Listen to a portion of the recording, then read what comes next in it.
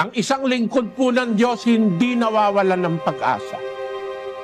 Kung halimbawa wala ng taong tutulong sa iyo, meron pang isang natitira. Meron pang isang Diyos na mas nakakaunawa ng lahat ng bagay kaysa sa kanino man tao.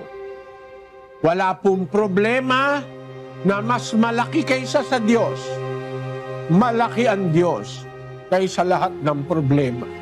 Magtiwala lang po tayo, humingi tayong may pananampalataya. May Diyos, meron siyang magagawa, meron siyang maitutulong.